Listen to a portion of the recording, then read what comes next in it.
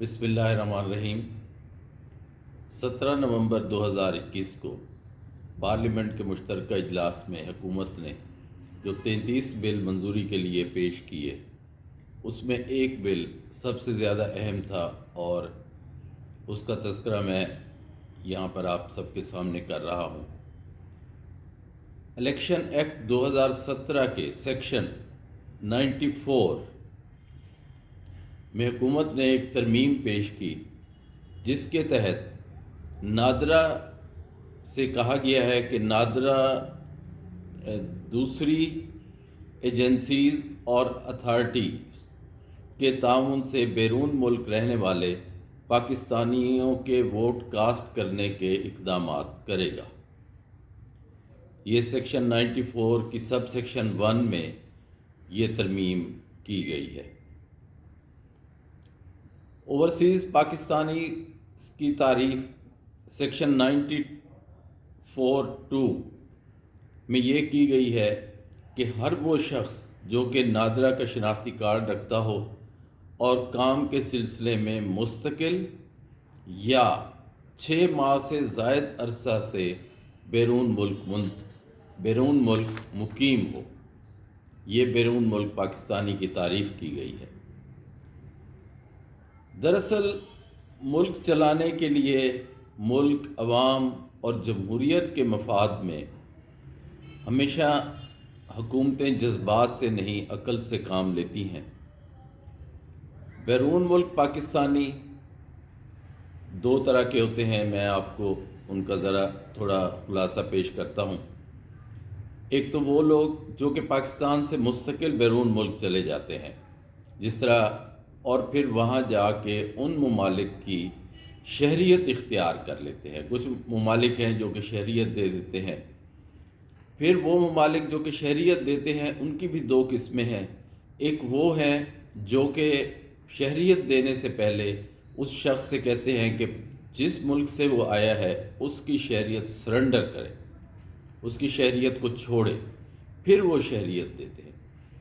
لیکن کچھ ممالک ایسے ہیں جو کہ شہریت دیتے وقت اس شخص کو یہ اجازت دیتے ہیں کہ وہ چاہے تو اپنے اس اصل ملک کی بھی شہریت برقرار رکھ سکتا ہے۔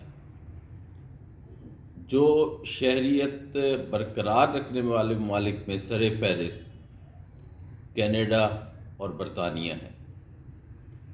لیکن ایک چیز کا فرق ہے کہ ایک تو بیرون ملک جانے والے جو کہ مستقل دوسرے ملک کی شہریت اختیار کرتے ہیں، وہ وہاں پر اس شہریت لینے سے پہلے اس ملک سے وفاداری کا حلف اٹھاتے ہیں اور انہیں تمام وہ حقوق حاصل ہو جاتے ہیں جو کہ اس ملک کے شہری کو وہ حقوق حاصل ہیں۔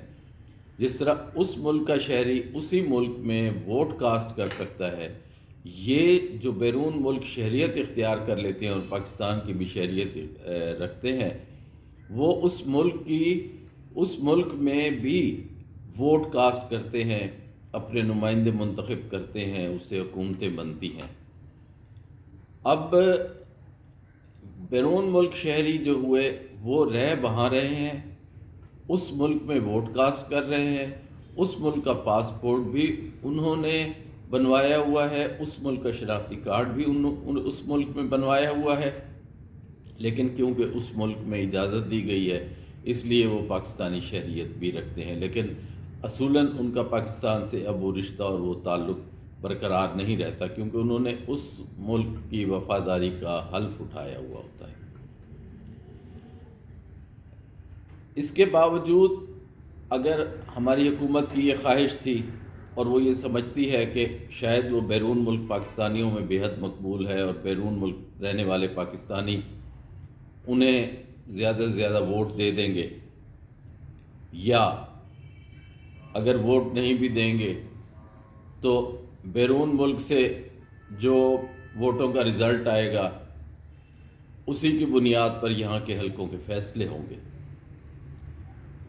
اب ہر حلقے کا کوئی نہ کوئی شخص دنیا کے 180 ممالک میں سے کہیں نہ کہیں ضرور رہتا ہے۔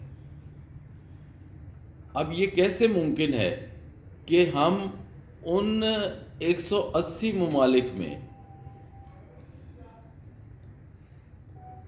ووٹر کی لسٹیں بنائیں گے، پھر جس حلقے کے وہ ووٹر ہوں گے، کیا یہاں کا امیدوار کنونسنگ کے لیے ان کے پاس جا سکے گا، انہیں اپنے حالات، علاقے کے حالات، ملک کے حالات بتا سکے گا؟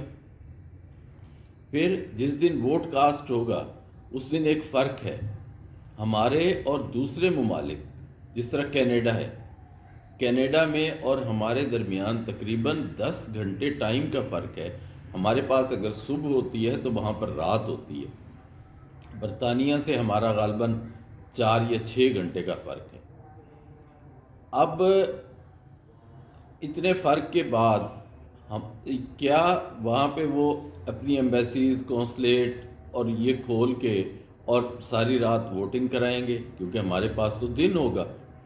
دوسرا یہ ہے کہ ہر امیدوار کو یہ حق حاصل ہوتا ہے کہ اپنے پولنگ سٹیشن پر وہ اپنا پولنگ ایجنٹ بٹھائے۔ جب اس ملک کے قومی اسمبلی کے 350 کے قریب 300 کے قریب حلقہ ہے، اور اسی طرح صوبائی اسمبلیوں کا 1000 سے زیادہ، 1000 کے قریب حلقہ ہے، تو کون کون سا امیدوار وہاں جا کے اپنے پولنگ، اور پہلے تو یہ ہے کہ اتنے پولنگ بوتھ کیسے بنائیں گے، پھر یہاں کے امیدوار وہاں اپنے ایجنٹ کیسے بٹھائیں گے، ووٹر کی شناخت کیسے ہوگی؟ یہ بہت سارے سوالیہ نشان ہیں اس فیصلے سے، اور ہمیں سمجھ نہیں آ رہی۔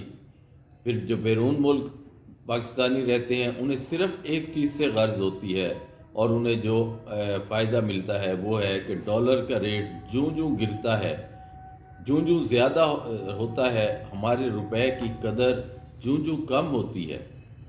اگر آج 200 روپے پہ ڈالر چلا جائے تو اس کی سب سے زیادہ خوشی بیرون ملک والوں کو ہوگی، لیکن ہمارے ملک میں مہنگائی کا ایک طوفان آ جائے گا۔ تو اللہ پاک ہی رحم کریں کہ اس طرح کے فیصلے ہو رہے ہیں اور صرف ذاتی مفادات کے لیے ہو رہے ہیں۔ ملکی مفاد، جمہوریت یا عوام کے مفاد میں ایسے فیصلے نقصان دہ ثابت ہوتے ہیں، اور مجھے یہ بھی لگتا ہے کہ شاید اس طرح کے فیصلے پنپ نہیں سکیں گے۔ بہت شکریہ۔